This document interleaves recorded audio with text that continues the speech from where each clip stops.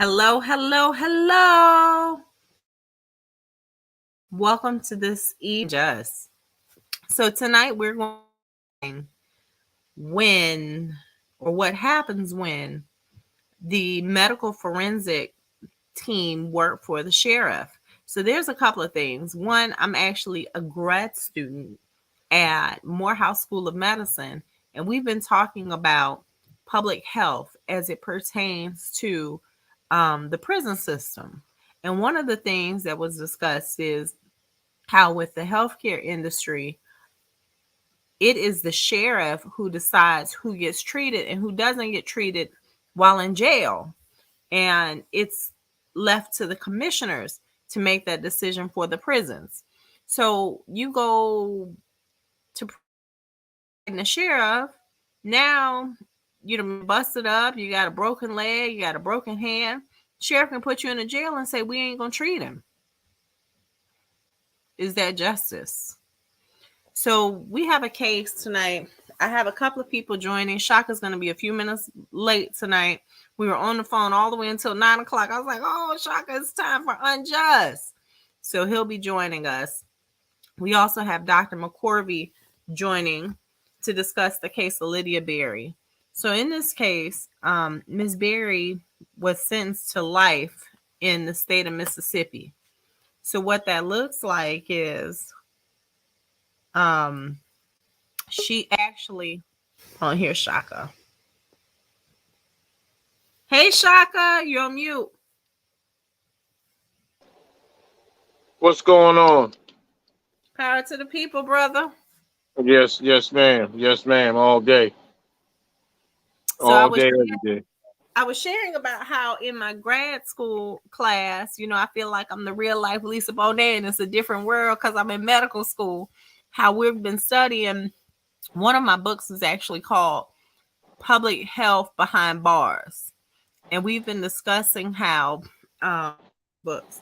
We've been discussing how in the prison system, it is the jail. So like in the jail, the sheriff decides who gets treated or not for medical concerns. In the prisons, it's left up to the commissioners and sometimes even the warden on who gets treated or in care. And so I had just started talking about tonight's show, which is Lydia Berry. And with Miss Berry, she's sitting in prison for life. She is facing the death penalty. She had this 3-year-old who was her niece, and Lydia actually went and got the niece from the aunt's house. She reached out to the family. She had the niece. She had the little girl. She had her for 10 days. And in the 10 days, the baby was dehydrated. Her hair was falling out. She was refusing to eat. She kept getting dizzy. They suspected that she'd been being molested. The mom was strung out on drugs and taking her with her around her to the crack houses. So I assume that she probably was selling the baby. Usually 9 times out of 10, when they taking small children in and out of the drug houses with them, don't mean it's always the case. But when you start seeing molestation signs on a 3-year-old and they've been in and out of them drug houses, a lot of times. So the forensic pathologist said that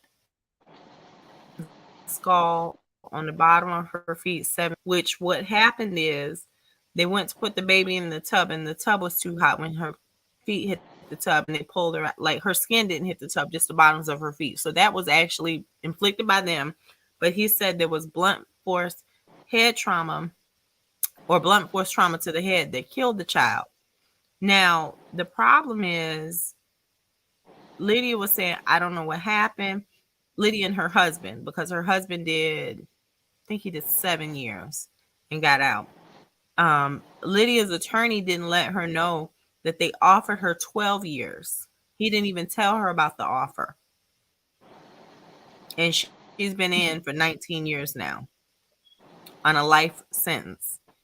And so they got the death penalty moved off the table, but she's set to serve life. Problem is, this forensic Stephen Haynes, there's a whole Wikipedia on him, which I found out that Wiki isn't even, anybody can have a Wikipedia. But there's news reports, there's other articles that have been written on him that can't all be verified that he was practicing, that Mississippi had no forensic pathologist for over a decade. And when Stephen Haynes hit the scene, they started giving him 80 to 90% of all of the cases went to him. So I'm getting there. You like, okay, this is some interesting stuff. You ain't even heard it. So 80 to 90% of all the cases go to this forensic pathologist for the state of Mississippi, right? Now, he's getting paid hundreds of thousands of dollars of taxpayer money. So that's one thing. He's working for the sheriff because the forensic pathologist is an employee of the sheriff's department. The forensic department comes out of the sheriff. They're all county employees. So he's getting paid hundreds of thousands of dollars from taxpayers. You starting to move up on me. You ain't even heard it. I'm getting there, Tshaka. He wasn't board certified.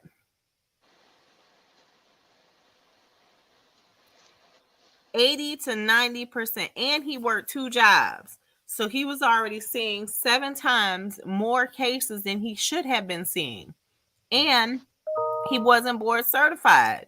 So that means when they found out that this man wasn't board certified, in order for him to stop performing forensic report or doing forensic reports, all of those cases were supposed to have been looked into for all of those years, which was averaging 1,500 cases each year. Okay, now that I went long, I'm gonna be quiet. No, I'm listening because it just shows how everything is in cahoots, everything is connected, everybody, there's a system. Mm-hmm. There's a system that has been put together, and this just didn't happen. It's a No. system that has been put together when cases such as those come through, where people not only will they benefit from it, the culprits, I'm talking about the system, Mm-hmm. they get a 2-for-1 deal and they put that person away. And the reason why most of the times when it's unjust and it's a whole lot of holes in people's cases, generally they have longer sentences. They're denied parole and things of that nature because they know if they make a network and connect with the right people, that it's going to erupt the entire system. Well, there was another key point that I forgot to tell you about with Miss Berry's case. So that was talking about the pathologist, right? Or the forensic person, to simplify it in language.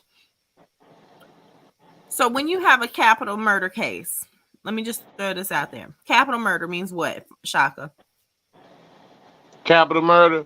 Yeah. When you're talking about, that's the highest form of murder, where police officers and police officers and officials are when a person is accused of murdering those, and then also it varies. Capital murder can be what they call home invasions and things of that nature, where um, it's beyond, it supersedes first degree murder. That's my interpretation of it. But what is the penalty for capital murder typically? Death, death. Right. Right. So when you have a capital murder case, typically speaking,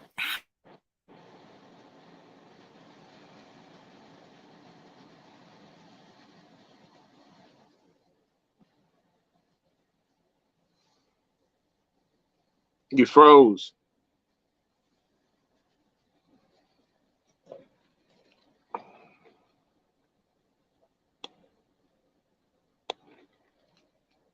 Uh-oh. My internet went out. It's back. Okay. Okay. But capital murder, typically speaking, how many attorneys are you supposed to have? Do you know? No. On a capital murder case, I know it's more than one. Okay. So she had one attorney who was blind, and he had a private investigator. And that's it. That was her counsel. Mm. Usually on capital murder cases, based on, and I'm just saying, based on my experience and my knowledge of this injustice system, that um, there's usually a team of Mm-hmm. lawyers Mm-hmm. that can come and represent their defendant and come at various different directions and angles with their portion of evidence, and somebody blind on a capital murder case. I mean, Tshaka, was did that I lose you? court appointed?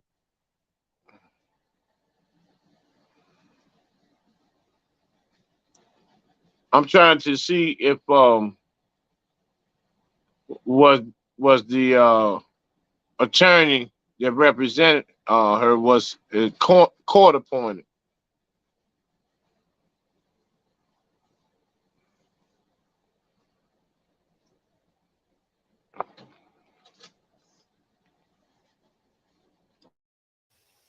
Hold on, I'm getting a doc on the line.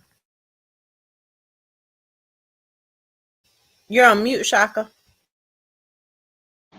Okay, yeah. So what? No, the question was this blind attorney court appointed? No, he was not. Okay, was it a panel lawyer or someone doing a pro bono case, or was it actually uh, the defense actually paid for this lawyer? Excuse me.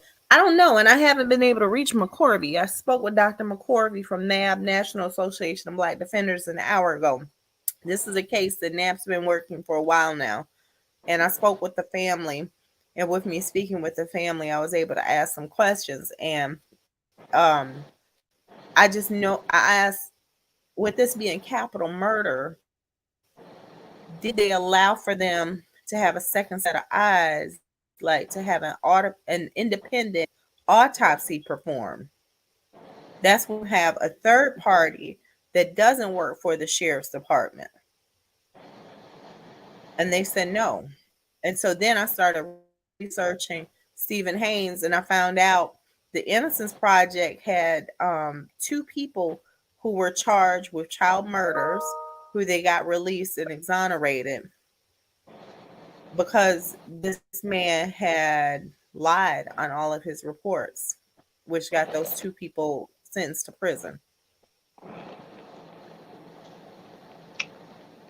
Damn. Um. So did they have a death penalty hearing, death No, penalty phase? So it was just false a regular evidence, court case. False evidence, railroad railroad, sentencing, incompetent sentenced, attorney. and she was sentenced to death. Now, see, this how you know And her it's husband. Wait, she and her husband, but her husband took a plea deal of like 7 years. After they sentenced her to death, is when the attorney let her know that the judge had offered her 12 years. But that wasn't until she was sentenced to death. He turned down the deal and didn't let the judge know that he didn't discuss it with her.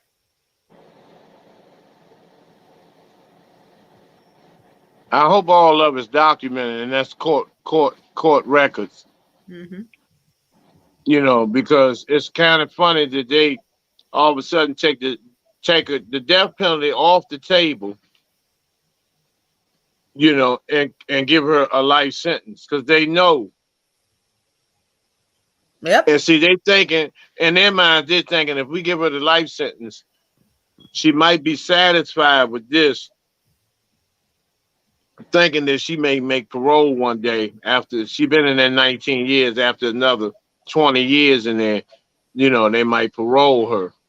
And that's how I'm talking being the devil's advocate because a death penalty is a death penalty.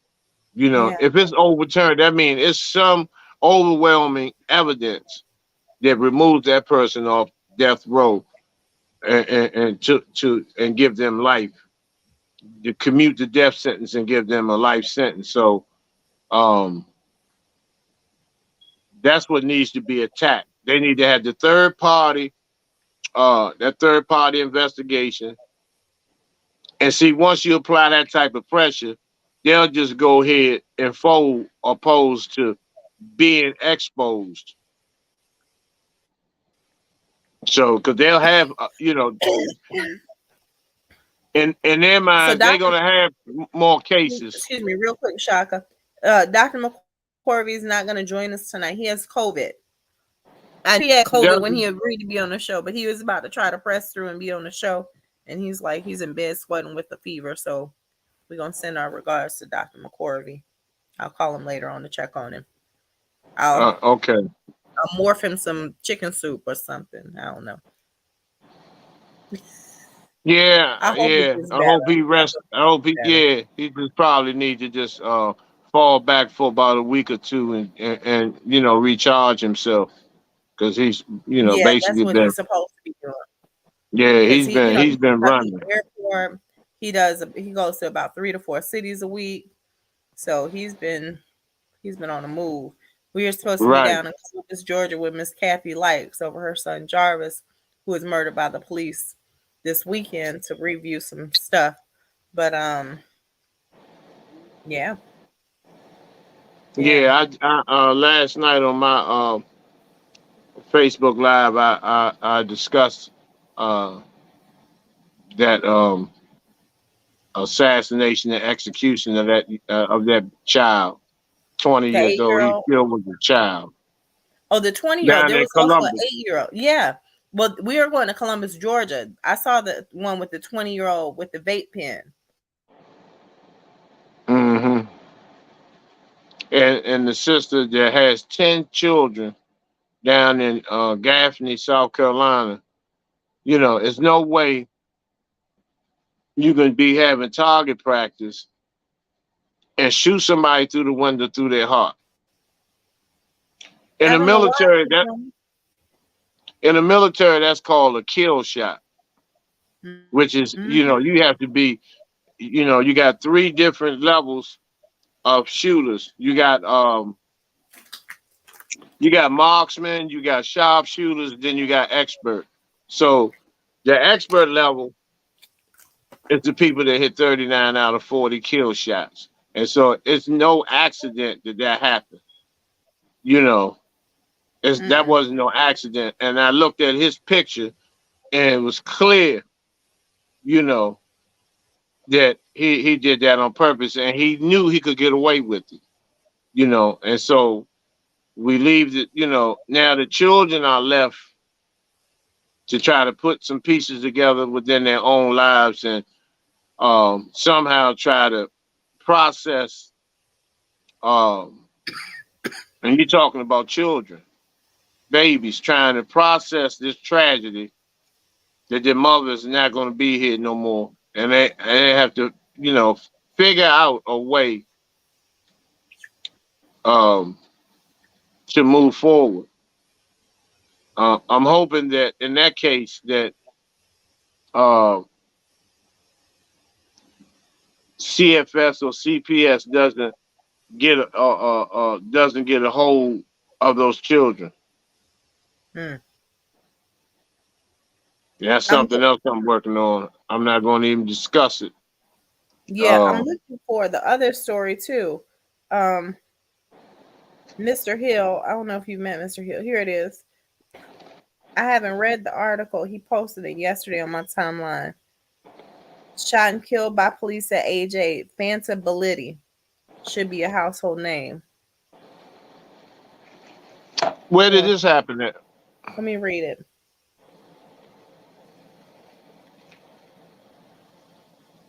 Sean King wrote the story August 22nd. Outside of Philly, in a suburb called Sharon Hill. Up in Philadelphia. Hmm. It was a year ago.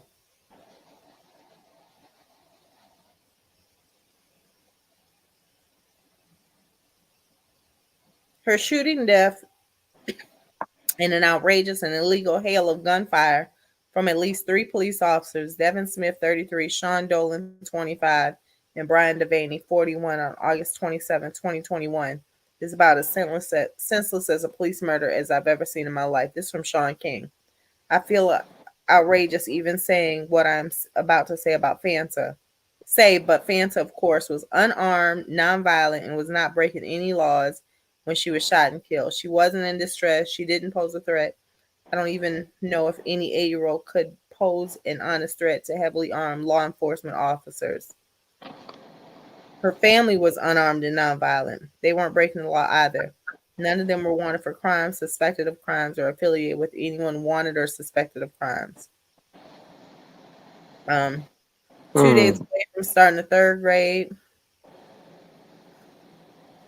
um, she died in her mother's arms. Her sister, Mamasa, was also shot by police, and the police have refused to even attempt to give a rational or reasonable explanation for what they did. At first, it was police falsely claimed they shot Fanta in a shootout and speculated that she was shot and killed by someone else. All of that was a lie. Nobody fired a single shot at the police. Zero. And every single bullet fired at Fanta and her family was found to be from the police. Police did indeed hear gunshots in the neighborhood from at least a block away, but those gunshots had absolutely nothing to do with Fanta and her family or anybody else that ended up wounded by the police that day. The best guess is one of the police officers randomly fired shots at Fanta and her family, and the other police officers, as officers do, just started firing because they saw their partner firing. Um, what's clear is that if any other set of 3 everyday people unloaded their weapons on an innocent 8-year-old girl, all 3 of those shooters would likely be in jail for the rest of their lives. The excuse that it couldn't be proven who fired the fatal shots would never even be considered, and it shouldn't be considered either here. Many of us have stopped calling the convictions of police officers that do things like this justice. Justice suggests balance. Justice suggests that what was done wrong has been made right. But what was done to Fanta Belletti can never be made right. Cute little girl.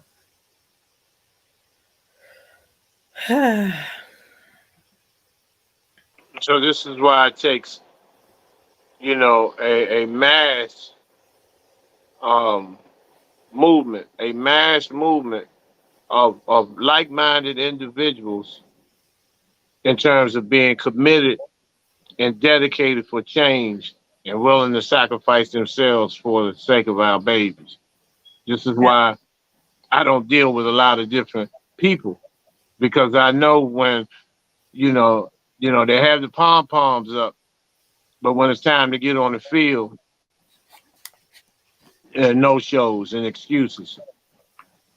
And so as we moving forward, yourself, um, Dr. McCorvey and others, who are in the trenches, who are down in the trenches, that are down in the mud, fighting tooth and nail up day and night, constantly writing, constantly typing, researching, investigating, traveling all over the country, plane to car to rent a car to hotel, uh, assisting and trying to provide justice for people that you really don't know personally, because even though we all have the same situation and problems, to try to, be a beacon of hope for people. And it's, like I tell people, this is not nothing. You have to remove yourself out of the way Yeah. and put in the work. It's not about the individual. It's not about the individual. And this is where I part ways. I have parted ways with a lot of people because you know they talk real strong, they talk real convincing, and then when it's time to put the work in, they're looking for shine, recognition, admiration, things that you can get, things that you're supposed to get in your private life, in your private journeys and walks. You Mm-hmm. know, and that's a sign of low self-esteem as well. So, the work that y'all doing is impeccable. And it's always those that the world should know but don't know that do the most work. That do the most work. That's fighting tooth and nail. It's undescribable of the work unless you're in it like you're in it, you will never understand. Yeah. People wouldn't understand, the work that you do, Dr. McCorvey, brother Wayne Hendricks, and Irritated Genie, and so many other people, Darren Muhammad, Dr. Randy Short, Steve Copeland Tshaka Jr. Kova. Yes, yes. I'm all in it. I'm honored. I'm honored just to be touching and be a part of a liberation. Yeah. To know that the generations that are to come will, we have set our footprints not just in the sand but in the mud. And have paved some type of way for our children, our grandchildren, and great great greats that are to come. That they don't have to have this trauma, this generational trauma, once again passed down to another generation. That we fight tooth and nail and sacrifice our lives so our babies can be able to stand up and be recognized and be My the necklace men choked. and women. Go ahead. I had to take that necklace off. It kept choking me. Yeah, and be the men and women that they're supposed to be. Give them that Yeah. opportunity Give them a and chance at life the because self that's what it hatred. really is about. It really is about that. You know, I was in Gaffney, South Carolina this weekend with King JX of the Fred Hampton Gun Club and Alicia, who's with the new black, I think she's with the new Black Panther Party or the black, I don't know if she's with the new Black Panther Party or the Panther Party, but she's with one of the Panthers. I'll say it like that. And it was amazing coming together because what happened is there was a mom who she lived in a trailer, had 9 children, single mom, and there was a guy shooting a gun outside the trailer. He was shooting at barrels, talking about he was shooting at barrels. And so when she asked him, "Could you please stop shooting?" There's all these kids in the yard, there's neighbors' kids, they playing basketball, like, please stop shooting so close to the kids. So as she turned to walk back into her home, he shot her and killed her. And Dr. McCorry went down a few days before I went down, and they were trying to give him involuntary manslaughter, and they were able to advocate for his charge to be increased to murder because involuntary only carries 5 years max. That murder charge has him, really thinking about some things now. Um, and she left behind 7 children under the age of 17. the the good news is, as if there's any good news in the situation, but the good news is in about 48 to 72 hours, we were able to pull together our resources. Um, Attorney Rutherford out of South Carolina's getting some legislation drafted because the gun law, there's like in Georgia, it has to be at least 500 feet that you have to be out before shooting into someone else's yard for it to be deemed an accident. Um, South Carolina, they didn't have any kind of gun laws like that. Um, so that was one victory. The second victory is I discussed with him a possible proclamation for her. Mr. Hill, who's lost two children, one to just senseless violence, black on black crime, the second to police brutality, gun violence. He was able to provide the resource of crime. What is it? Crime victim. I have to look it up, but I'm going to make sure I have that resource listed. But it's Ms. Brooks, um, crime victims advocacy, I believe. But what they do is for all the money that was raised from the GoFundMe, they'll reimburse the family what they spent out for the funeral. So if the funeral costs $20,000 and they can show a receipt showing that they paid 20,000 or 10,000 or however much, they'll reimburse them for that amount of money if it came from one single receipt. And then they'll do the grief and counseling classes. Um, they'll also they also do an annual event where the crime survivors come in town to Atlanta and they memorialize their loved one. They put their name in a book. They do a candle lighting ceremony. Um, and it's victims of crime from all over. They've been around for 32 years. They have a ranch here in Georgia where they allow, especially gun violence victims, to come down, ride horses, eat some food, play music, that kind of thing, and just stay on the ranch for healing. Like they're really about the family being able to heal, which is what those children are going to need just as much as they need money. And I spoke with one of my friends from United Way. She's an executive, she has a higher executive position there. And she reached out to South Carolina. She's gathering resources because the first thing she said is, where are they going to live? Because when we went to the house, King J actually did a candlelight ceremony for her. And myself and Alicia were present, to release her soul from that house. And someone had looted the house. The back window was shattered. There was trash all over the yard. They came in and looted the house. And the reality is, when she died, I think it was three of the children were in the house. Um, and I can only, well, it's not, no, no, no. It's not, I can only imagine. I know the trauma that those children are enduring. My father died in front of me when I was 9. So I get it. He didn't die by a gunshot, but he did die in front of me. So I get it.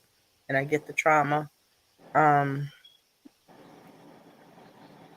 and I just, we just had to make sure that we had some counseling in place. Um, the holidays are around the year. I tried to be that mom one year that didn't celebrate the holiday, that didn't fly too well.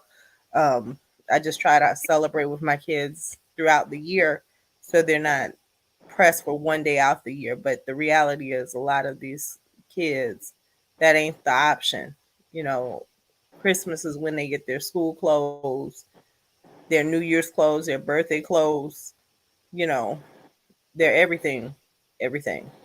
Um, so making sure that there's some resources in place for them for the holidays, make sure they have food, make sure they have transportation to get them back and forth. And the only reason why I said the disclaimer of trailers is not to menialize anyone or anything like that, but really for people to get the picture of 7 children in a trailer. And they're expected to go live with a resident, with a relative. And where are they going to sleep? Where are they going to put these kids? Even if you give them sleeping bags and the sofa, it's 7 of them. And the other two that are over 18 were like 19, 21. I mean, they weren't like 30 or 25. They were young themselves. The good news as well, this organization, crime victim survivor, that's what it is. Crime crime victim advocacy group. Um, the other good news is there is some kind of um, paperwork, and they're advocates, so they'll help the family fill it out.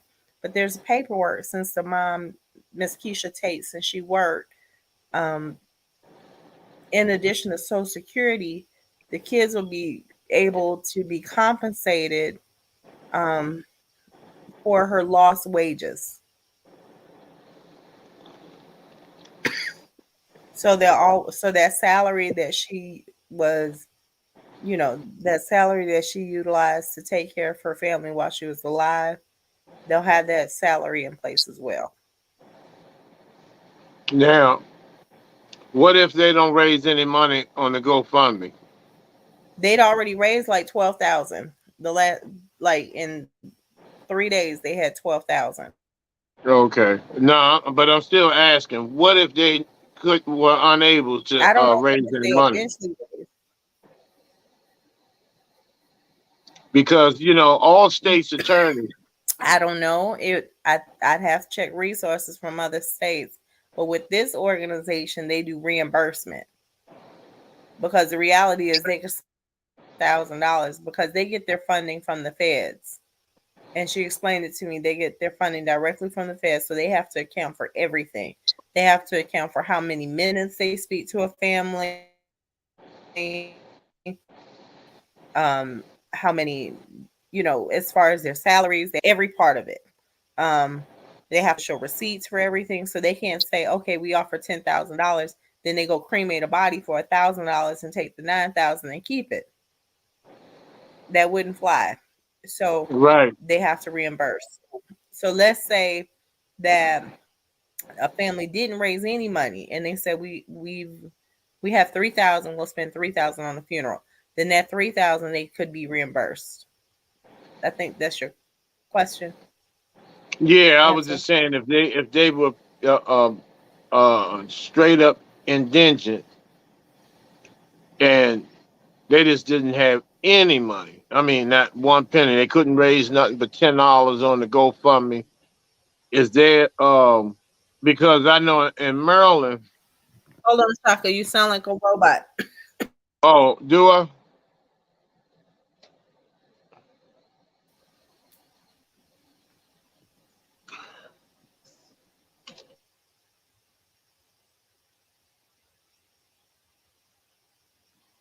Shaka, Yeah, I can hear you a little bit. Said they had no money. What happens if they had no? yeah. But I know in Maryland and DC, I know especially in Maryland, the state's attorneys they have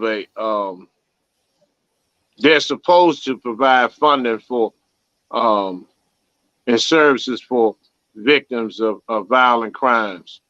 The victims. Then they also have victim impact programs as well. But no, I was just asking, just out of curiosity, if they didn't weren't able to raise the money.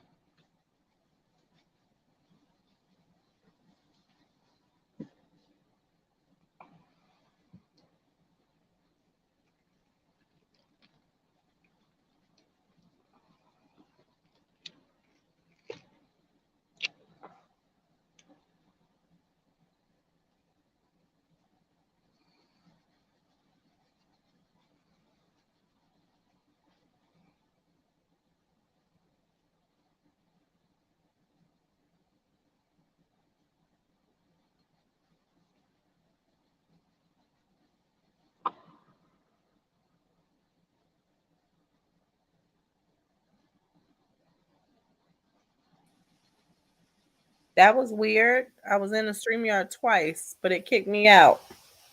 Mm. What that tell you? What did it say? It said No, I said, what does that tell you? that this is a powerful For conversation. Of course, all these shows are powerful. You know, for those who are open and receptive to the information. Yeah. So, once again, these tragedies and horrors. I know that you all do the legal aspect and the legal battles and stuff. But primarily I be dealing with um, other issues surrounding that, mainly exposing people, um, trying to educate people on this process, on this corrupt injustice system and how it Yeah. functions and what makes it run, who's in charge, who's the hierarchy. Just like when somebody say, "Oh man, the white man done this and done that," and I always tell them, which white man, which organization, which movement. Be specific. Hmm. Using these umbrella statements, and that's how I know a lot of people just functioning off emotion. You Yeah. have to be specific. I put people on blast by name. I don't, and mainly those who look like you and I who have made pacts to ensure that these injustices run smoothly and according to the hierarchy, tyrannistic system in this country, because it's full of wickedness and how people sell themselves on a daily and consistent basis, and they must be exposed. I don't mind exposing, but I expose by name. Now, I could, go on some other stuff and expose some other cracktivists, because I don't call them activists because they act like they're on crack. So I call them cracktivists based on their behavior. But I don't put them out there. I just don't put them out there. Shaka. Yeah. I mean, disappearing acts and all this type of stuff, and not showing up, Oh, you good. know, uh, uh, doing this Kiana dementia. Jones said that I'm hurt. Kiana,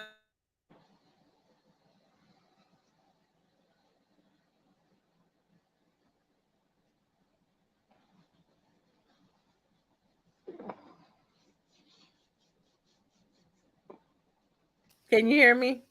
Yeah, now I can. Kiana Jones is like that I'm the real life Olivia Pope, that I'm a fixer, that behind the scenes I be in these meetings and these boardrooms fixing stuff. And I said, Shaka my Huck. I don't know if you ever saw Scandal, but Shaka's the one, or Huck was the one that they threw in the hole, and he was a secret spy of the government, and he knew all the government secrets, so they were always trying to shut him down. But he was the one that anyone who tried to mess with Olivia Pope, they had to go see Oh, about Huck. yeah, I was yeah, like, I got me a Huck, Shaka my yeah, Huck. yeah, yeah. I put them on blast, and that's You have what to watch some Scandal of us again, are Shaka. sent to do. We're sent to do that. We were sent here. You know, everybody had. Just think, we could have came here. We Are could have you been sent frozen? here.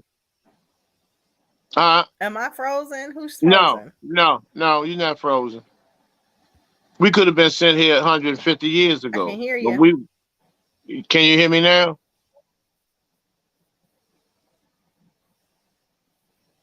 Can you hear now?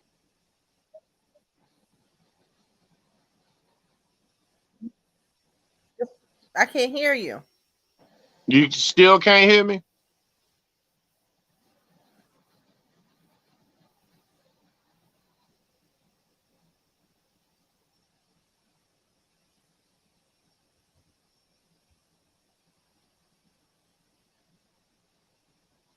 What'd you say, Shaka? Can you hear me now? Yep, perfectly. What'd you say? I s- um Man, I lost my train of thought, but um, we could have been sent here 150 years ago, but we Yeah. were sent here at this appointed time, right now. And Now. I'm always put emphasis on that, because I'm honored and proud once again to be a part of this, to be fighting some of the greatest wicked devils that ever walked the planet, to be standing toe to toe and face to face with them. And that's a divine honor.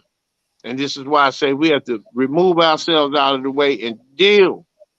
Let's go ahead once and for all and get these like-minded people, get these soldiers and warriors, clean our addicts up and, you know, help our people just dealing with mental illness and stuff like that. Pick our homeless people up because them are the soldiers, Mm-hmm. and once you do that, they'll be indebted not to you personally, but to the But to struggle reform. because Yeah. they've already been to hell. Those who've been in I mean, I prison that told have. you,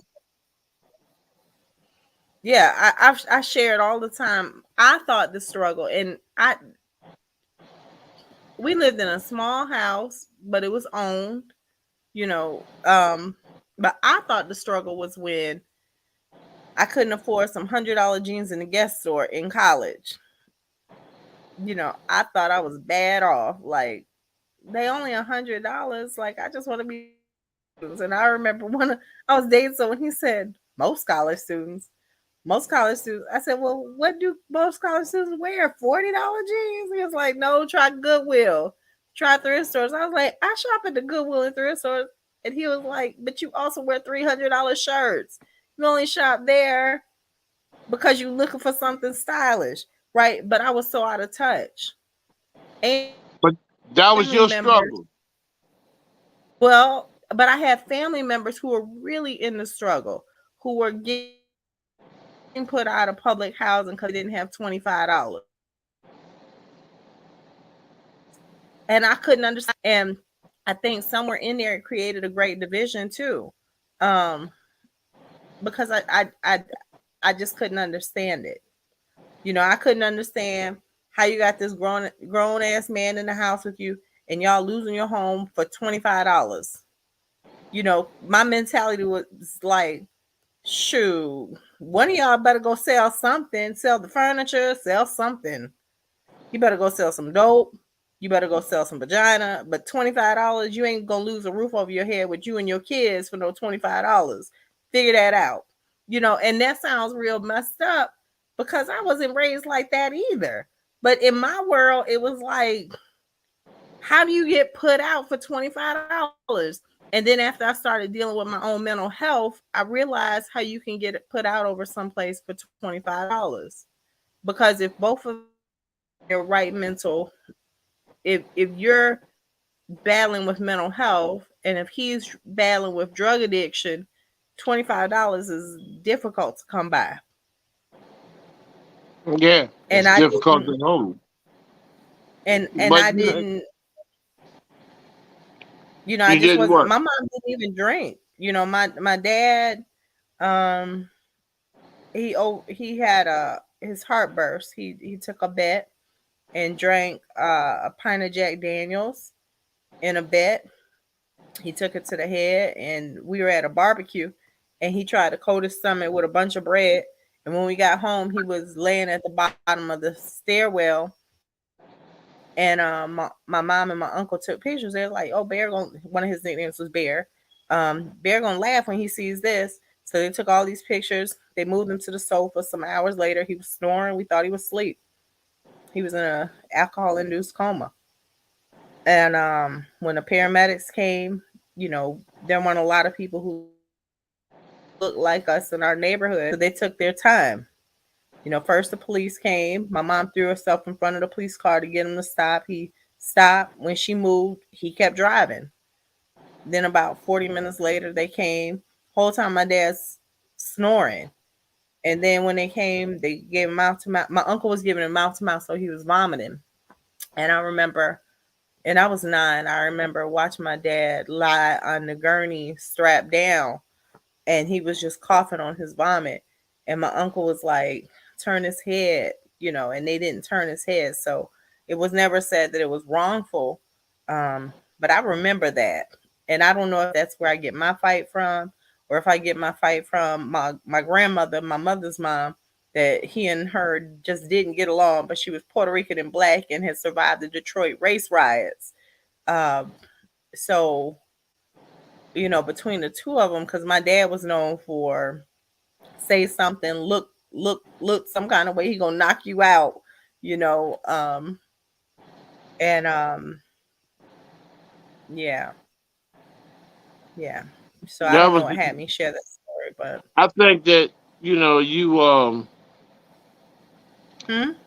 you're a beacon of hope for people because, I think the creator and the ancestors wanted you to get a clear understanding on what it's like to hit the mud for a minute. That and Yeah, also, see, we look at these tragedies and we stay stuck in the tragedy and we don't look at the purpose. The purpose just for you to experience the tragedy to make you strong. That's part of your story. That's part of your journey, and that helps other people. Other people, So I could tell you a ton of things. Uh, horrors, family horrors. yeah, And not long ago. yeah. But But you know they what go I was ahead. just gonna say, what I did instead of processing it mentally as a tragedy per se, I just remember standing there by by the on the porch by, we had the little white picket fence and stuff, and my little brother, they had threw him off the porch.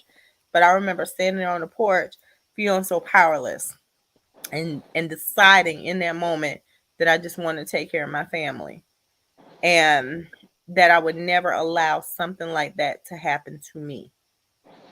And I feel like whatever you fear persists, because I sometimes try to check my own karma lens. Like, for me to have been tortured in jail, for me to almost die there, for them to traffic my kids, what did I do to the outside world? And I think it's like just running on empty sometimes with your fears.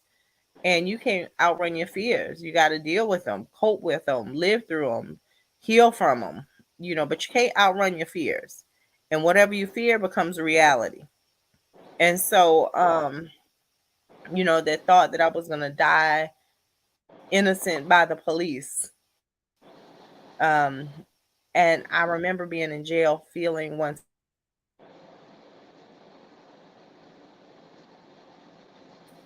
feeling dirt hit my lips. There was no dirt, but I'd been in confinement for so long that I hallucinated being buried alive.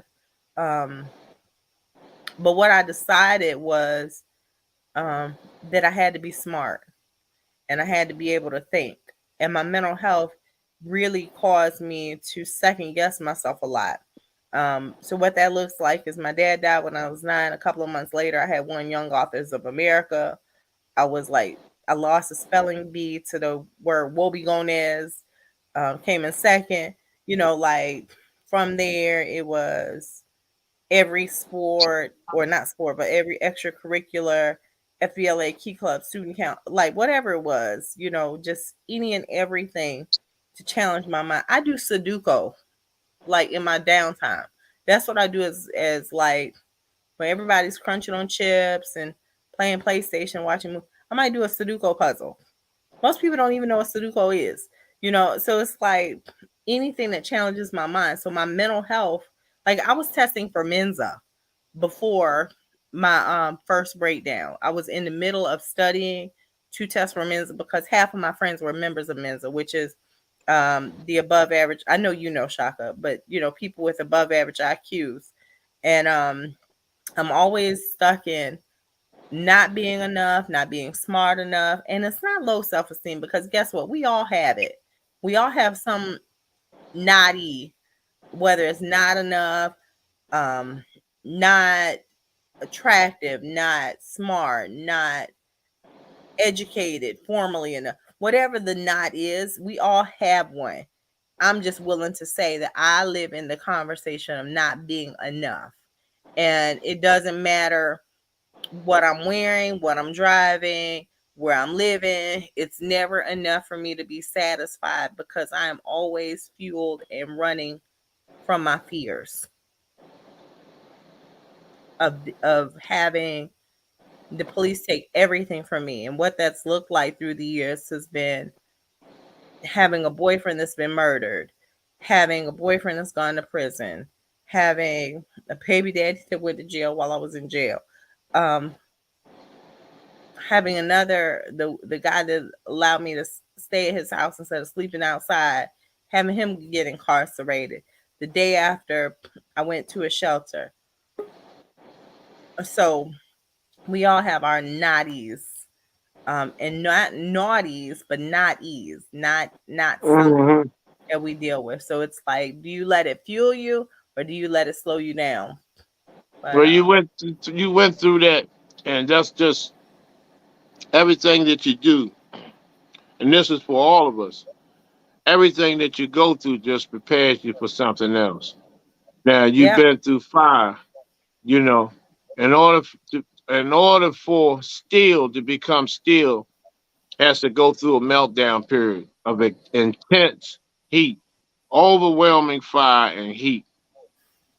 Once it's out of that heat, then it can be shaped and molded, and it becomes, um, sharpened.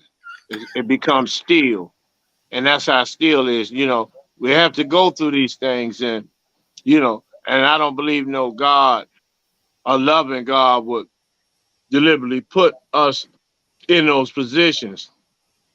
But I think the Creator allows us to go through that to shape and mold us to be, um, beacons of light and hope for others, based on yeah, our experiences, based on our journeys. Because right now, what not just you, myself, and others have been through, somebody is about to go through that, and somebody is dealing with that as we speak.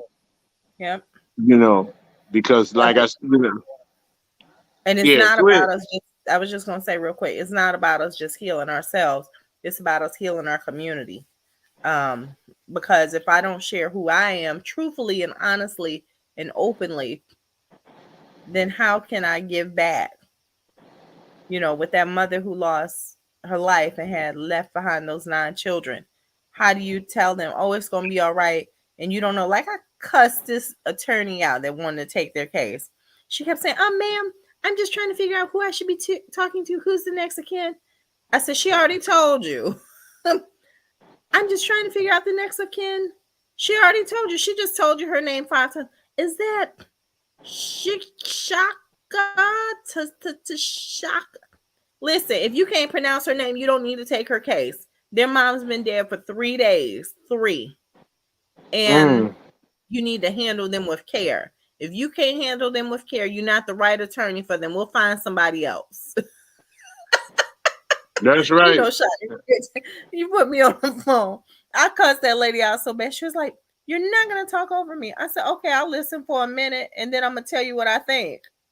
I think that you need to decide that you're not going to take this case. That's right. And you have to keep spitting that fire, and continue to be a torchbearer. That's Yeah. all it is. It's and things. Mercury is about to go into retrograde, so things, it's going to be a paradigm shift coming. In the next couple of days. So we got to be prepared. We got to keep moving. We got to, you know, stand up, remain on our foundations, and refuse to be denied. You know, the ability to help others and raise them out of these deplorable conditions and situations. So, you know, um, So that's once it for me. Well, all I'm gonna say with our parting words, because we at 101, is when we bring Lydia Berry home, I have all faith and confidence that we're gonna bring this lady home. We don't, and I told McCorvey, I said after we bring her home, the next step is to bring some credibility and some dignity back to her reputation. Because it don't matter being home if people think you've killed a 3-year-old baby. It's So hard I was pill to like, swallow. Yeah, we gotta bring some credibility back to her reputation because we know she didn't do it. The family knows she didn't do it. I couldn't load her picture up, but she was such a nice. I mean, she not past tense, but I don't want to imagine what she's experienced over the 19 years she's been in, known as a baby killer. So, in saying that, this has been Unjust, Tshaka. I am always so grateful that you join in as my co-host. Thank you, thank you, thank you for being a guest. Likewise.